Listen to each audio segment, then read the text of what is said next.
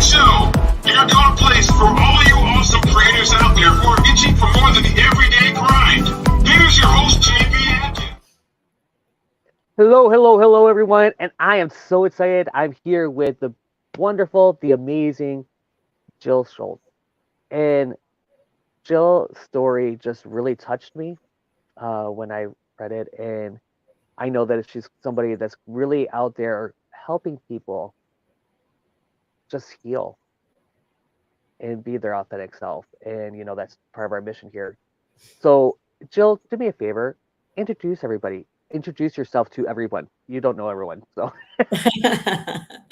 Yeah, hi, my name is Jill Schultz, and I am just really excited to be with you today, Jeff. I love being able to share, how I've been able to break free from shame and just live an exceptional life. So thanks for having me today.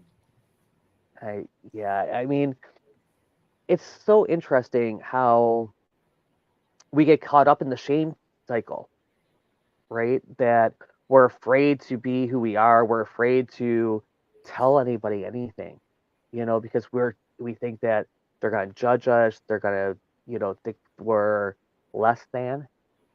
And because a lot of times we think we're less than because of whatever it is. Yeah. What is it that you think causes all that? I mean, and what is a way that we can actually get through it?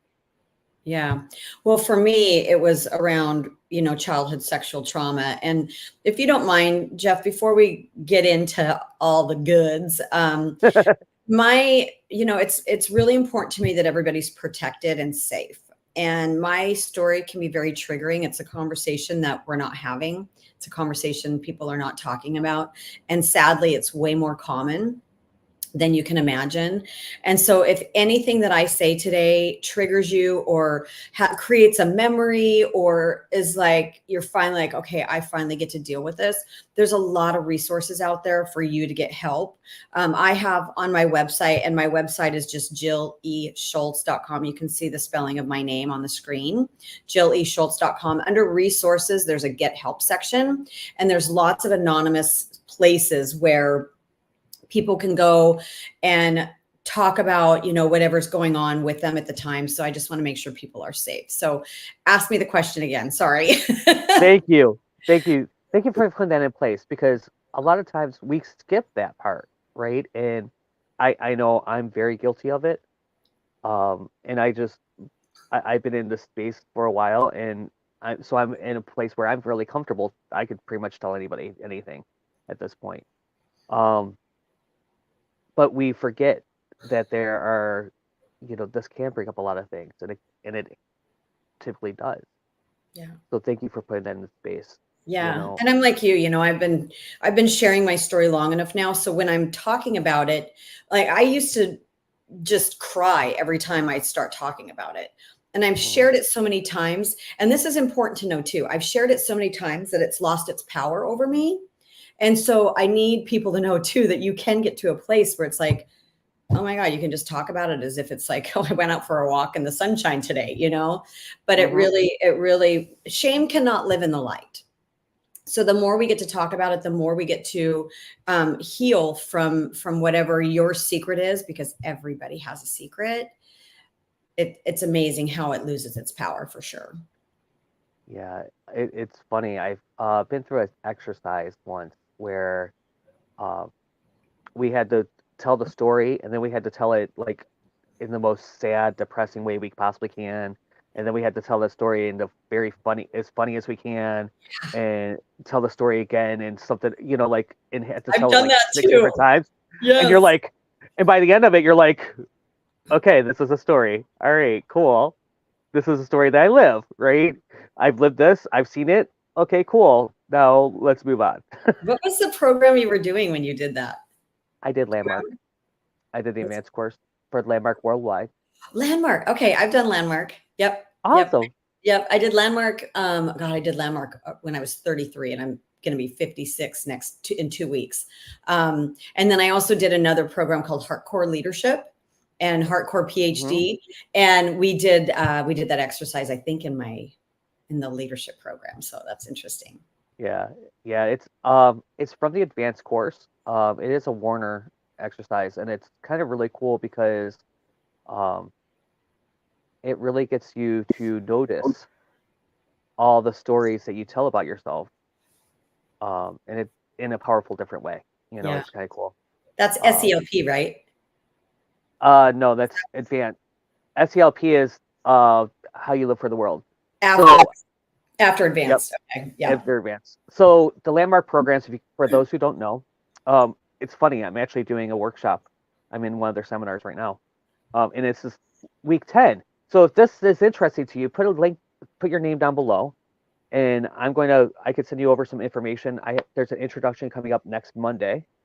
So typically people go to an introduction for these things, and it's really powerful, powerful work. It's the Um, best work. yeah, it's like one of those things.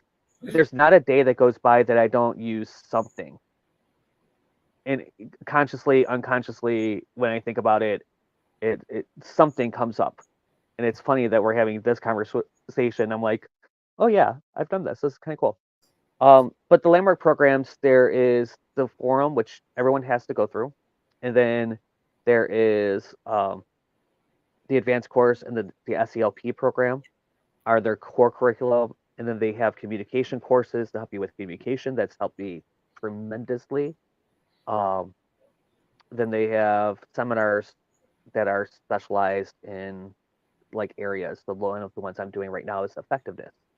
So how effective I'm being, which is wonderful. Yeah. That type of transformational work is the reason that I've been able to get over my shame. Like, if you have an opportunity to do any of this kind of work, and it doesn't matter what you're going in for, I thought I was going in for business, right? Like you set an intention for what you're going in for, and then what I went in for was what I got out of it was, started the healing process around my trauma. It has taken 41 years to get through that, which is why I'm out here talking right now, because I really want to help people collapse time. I don't want people to live in shame like I did for as long as I did.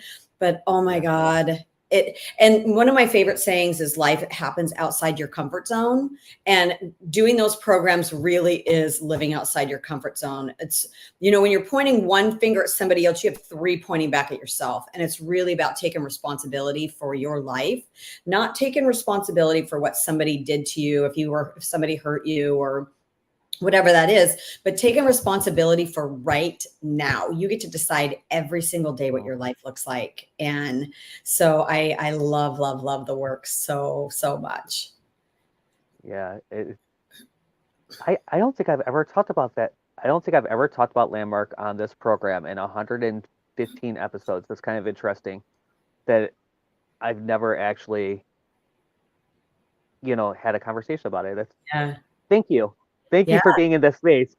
Yes. So, but as you started to heal, so what was the impetus of you actually starting that healing journey? Was it doing the landmark programs, or was it something else? What brought you into that kind of space where you could start looking at it? Yeah. Well, when I was 33, I met a group of girls. I started my business at 33, my event business. And it's amazing when you surround yourself with people who think differently. And, they say that you're most like the 5 people that you hang out with. And so I had recently gotten through my business involved with this group of girls, and they just started pointing out things for me that I didn't realize before. And one of those things was that I wasn't connecting with men. I'm 33 years old, and I would be out and, say I was at a restaurant and a man would walk in the room and he would look at me and I would immediately look down. And I realized that I didn't want a man to see me, because I thought if he knew what I had done, how could he love me? And so that was really the beginning of me going to therapy, and beautifully curated. I don't know what your community believes, and I don't know if you believe in God, source, if you're atheist, I don't know. My source is God. So I'm going to talk about God, but please don't shut it off if you don't believe in God, because it's just how I've been able to get my healing. But God just beautifully laid the path for me, that I happened to do landmark when I was doing therapy, and it sped up my therapy by like a gazillion times by being able to really get in and do that kind of work. But that was the original reason, was because I'm like, I'm just not connecting with men at all. And so that's the reason that I started therapy the first time. There's been 3 therapies. Yeah, there's been 3 therapies, and Landmark and Heartcore and all the things. So Yeah, I mean, it's funny because people think that there's an idea out there is that you heal, that you're healed, and things are never going to come up again. You dealt with that. Here we go. yeah, That's dealt with. Let's move on, right?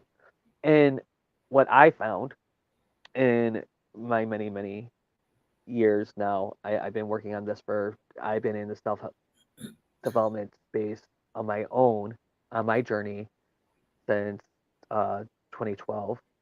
So really, and what I found is that you'll find something will happen, you'll be triggered, and there'll be another layer. life's an onion. Oh, I don't know what happened. Wow, that was fun. So just switch me back around. The show is mine. Oh God. It's your show now. We're gonna have dance parties. So yep. Let's go. Yeah, so we were saying that, it's like It has a layer after layer after layer. Yeah. Mhm. Yeah, it's funny. Something that happened in my childhood, when I was younger, my parents fought a lot, and there was a lot of things around that, and I thought I was fine with it. I thought that was over. I've created different relationships in my relationships, and my brother and my dad got into a fight while I was here, and like at the beginning of summer. Okay. And so, and all of a sudden, I was 10 years old, powerless, afraid, trying to keep dad from hurting somebody, which my dad is frail and not going to hurt. At this point, I'm trying to keep him from hurting himself. And I'm just like, and it took me 3 days of like, oh, let me process this. I was triggered. Bam. Right. What is the trigger? Why am I triggered? Where is it at?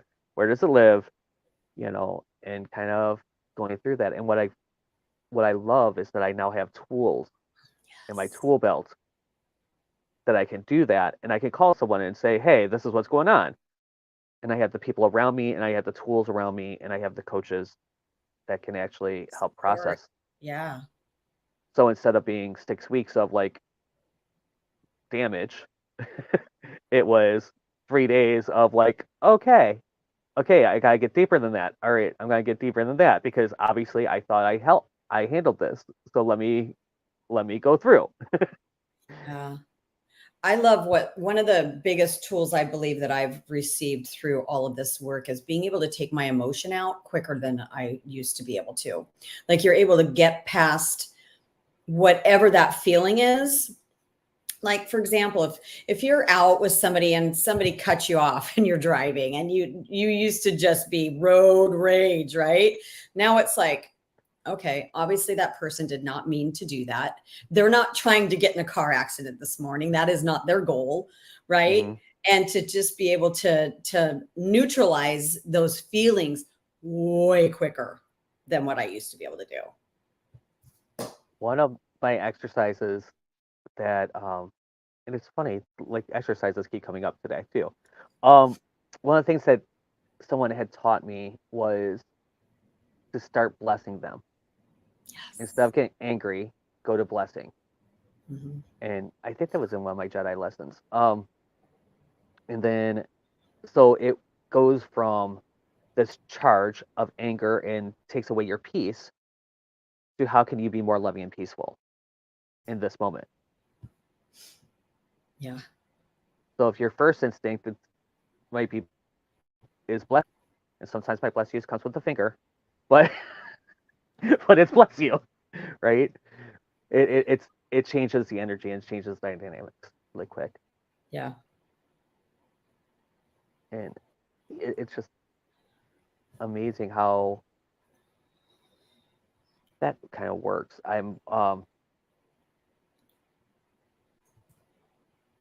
So really, how is shame before that? I mean, we talked about you not connecting with men, but how are other ways that shame has actually come up for you?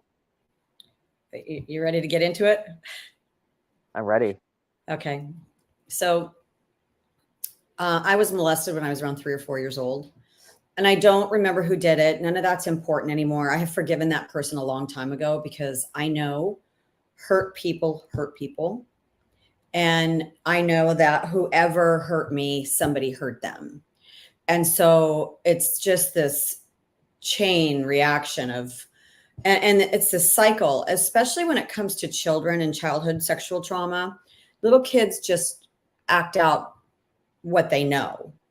And so what happened for me, and this is where, I wrote a book called Liberated, Releasing the Dark Cloud of Shame. And at the beginning, it says, I'm bearing my soul to save yours. So I'm really putting myself out there having these conversations because I really, truly want to help people know that if they acted like I did as a child, number one, you were a child. And you get to forgive yourself and you get to love yourself, because I lived with shame and self-loathing until I was 51 years old. But what happened from my sexual trauma is just that I started acting the way somebody taught me to act. And I innocently and curiously use your words, Jill, experimenting with other children, and just debilitating shame, thinking I was the only little girl who ever did anything like that. And as I mentioned earlier, sadly, it is way more common than you can even imagine. And so, I just want to start this conversation so that people know that they're not alone, because I thought I was alone. I thought I was very, very alone. And, you get to talk about it. You get to get it out in the light, because as we said, shame can't live in the light. And now, me being able to say this without crying is a miracle in itself, because of how it just was so shameful for me my entire life. And it affected me in relationships with men, most definitely with men. It affected me in my businesses. I have several businesses, and I think somebody looking from the outside would think that I was quite successful, but it has held me back because of imposter syndrome and, all these things, me feeling like I wasn't worthy of having success in my businesses. Oh, it happened again. I lost you, JP. Oh, there you are. Okay. We're just somersaulting. Wonderful tech problems. It's amazing. So anyway, that's, where shame started for me, was around all of that. And that is considered toxic shame. There's shame, and shame can be a guiding light for us, and how we live our lives. Toxic shame really is deeply embedded, and it's all about your self-worth and all of that kind of stuff. So that's what happened for me, JP. Yeah. Sorry. Okay. I actually have a similar story. Really? Yes. So when I was about 4, my uncle, he was my mom's stepbrother, and I have a very clear memory of us on the stoop playing doctor, and playing around, and that's natural and normal for kids to be curious and stuff like that. But we gave each other, it was a little more than that. Yeah. So I, kind of we had played these games, and then there was other people in my neighborhood that played these games, and so it was all this like truth or dare kind of stuff, and it was really kind of crazy. And so by the time I'm 8 years old, I'm having sex with both guys and girls. Yeah. Like full out sex. That's the thing too. That's how you decipher between between that, because you're right, little kids play doctor, little kids are very curious, but I knew how to have sex at a very, very, very young age. Children do not know how to have sex. So I'm glad that you brought that point up, because as an 8-year-old child, you should not know how to have sex. It's because somebody taught you to do that. And I didn't have so much shame around it as I had that it had to be quiet. It was a secret. Yeah. But the secret was exciting, because then secrets become exciting. And so then part of my whole sexual experience is that a lot of times it's a secret, or it has to be like outrageous is how it shows up in my life. Like it can't be normal and loving and great, and just, it has to be something a little more extreme. Edgy. Yeah. Edgy, because, well, let's face it, I've been there, done that, and I've been having sex since I was 8. So at what point does that interest, it's like, oh yeah, I did that. There was a joke that at one point we were talking about sex with someone, a friend, all our friends were talking about sex, and they would say, have you done this? And I'm like, yeah. And have you done that? Yeah, I've done that. Yeah, I've done that. Yeah, I've done that. Yeah, I've done that. And it got to a point of trying to find something that I didn't do. That you haven't done. Yeah. By the way, that's a female to male trans person. No, say that again. Out of all the different combinations of things that can happen, a female to male trans person. I don't understand what you're saying. So they are transitioning. They were born. No, I know what transitioning means. I don't understand how that applies to the context of what you're talking about. So that's the only thing that really, when it comes down to it, sexually, I've probably been in any other situation you can think of. I see. Okay. So that extreme. Yeah. I was going to say something, and it was really important. Oh, I know.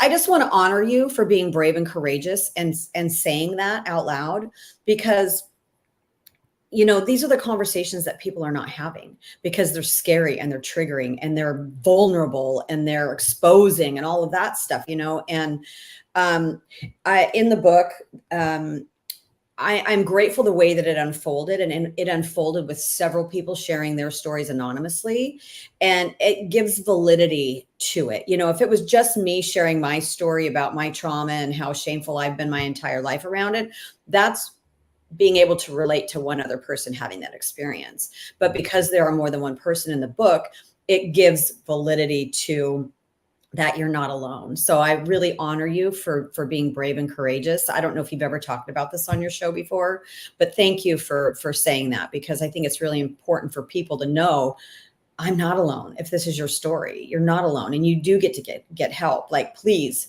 find somebody to talk to, and I know you asked me at the beginning of the show what one thing I really wanted to get across. And that is, I remember, and for those of you who are listening right now, if this is your story, I already know what you're feeling. You have this horrible pit in your stomach, and you're like, how am I going to talk about this? How can I go to somebody and say these words? And I remember going into therapy that first time thinking, and I started having realizations around it through Landmark. Like, it really brought all that up, and it's like, this is something that you get to deal with. And so going in and having these conversations with this therapist, I'm like, how am I going to be able to say this? He's going to think I'm a monster. He's going to think I'm a pedophile, because those were the thoughts that I had as a little girl about myself. But I promise you, what you have made up about how somebody else is going to react to you sharing that story is false. Every single time I've shared my story, and it's, I've shared my story probably, over 100 times now. Every single time it's met with compassion and kindness and love and understanding. So I need you to know that whatever you think is on the other side of that is not true. So please find somebody to talk to. You need to get it out of your body for you to start being able to heal. So yeah. And one thing I want to add is that children aren't pedophiles. Children are children. Children are children. Yeah. You know, now if I was to do some of the things that I did then with someone the age of where I was then, yes, that would be sick and wrong. Say that again. Say that again. If I was to do some of the things that I did then with people of the age I was then, now, right? Now, as an adult. As Yes. an adult, Yes. that would be disgusting. Of course. Yes. And we need to distinguish between that and make it very, very clear. Yeah. Little children are just repeating what somebody else. And the problem is it feels good. Mm-hmm. It's not like you went out and stole an ice cream cone. Somebody taught you to steal an ice cream cone. You're like, oh my God, I want to steal another ice cream cone. It feels good. Yeah. I can remember my first actual orgasm, from where I actually ejaculated. Not my first orgasm, but my first ejaculation. Adult orgasm. Adult orgasm. Yeah. Because I had been doing things so much longer before that and having body sensations. And then all of a sudden this happened. And then I was like, oh, what's that? Yeah. Like, it was just not, it's like, okay, oh wow, that's a whole nother game. Yeah. And then I turned into a 10-year-old boy that doesn't take his hand off his penis, but it's just get your hand out of your pants, son. Right. Exactly. We're in public, son. We're in public. Yeah. Okay. So I want to really, I just admire that the fact that you can have this conversation. Thank you. And I admire the fact that you've been brave enough as a woman, because a lot of times they think of these things on the male side, right? Because we're supposedly the aggressors and we're all this, but that hasn't always been my case.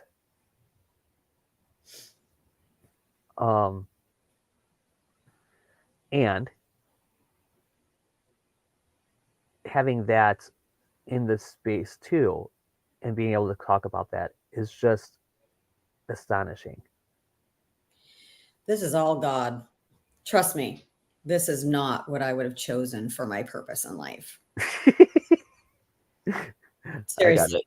Yeah. So this has been 100% God. And I had a girlfriend tell me the other day, she's like, and I'm not saying this to brag, I'm just saying it as a statement. She's like, I'm inspired by you. I just can't even believe how strong you are. And I'm like, I have nothing to do with it. Like, I just wake up every day. I have a morning practice and I meditate. I love meditating. I'm manifesting like crazy right now.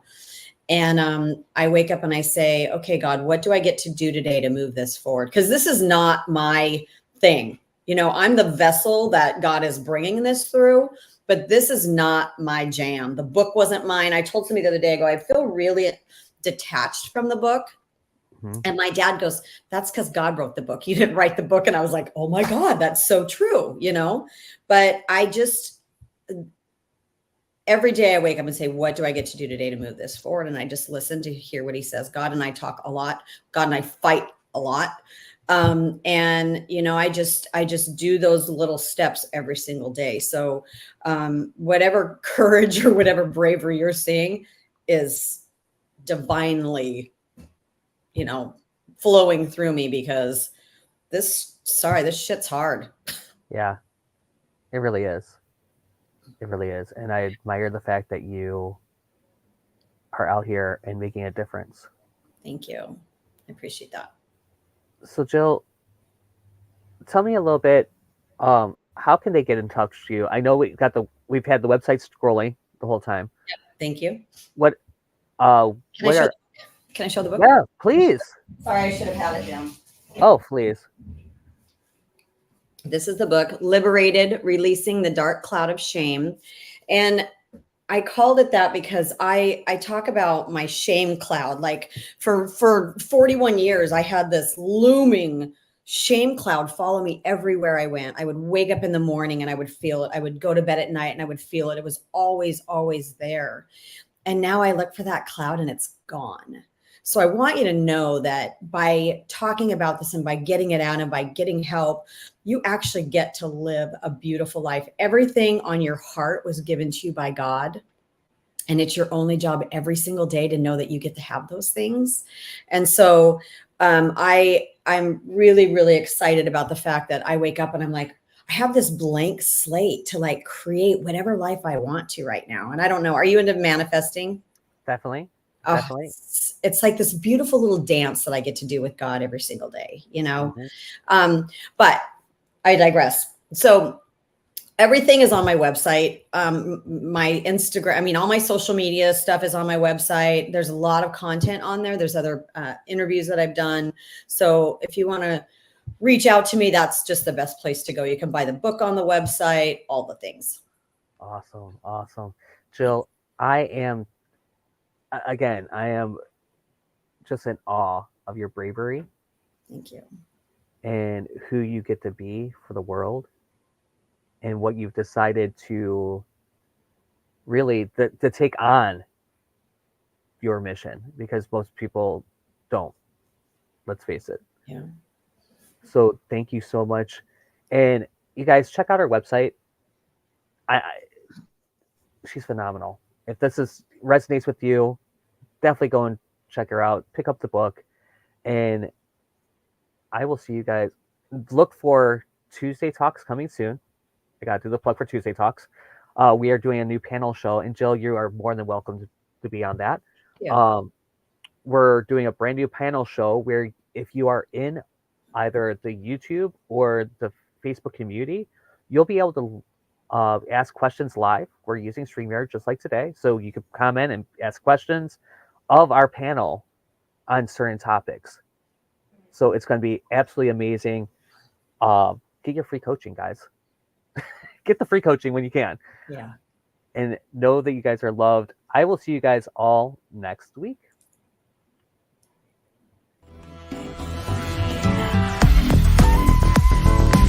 Thank you for watching the Creative Nomad Show. If you have any questions about this or any other episode, check out creativenomadshow.com. There is also a link at the bottom if you are an awesome creator and would like to be a guest. Know that you are loved. Everyone here at the True Awesome Network asks you to please subscribe, like, comment, and spread awesome.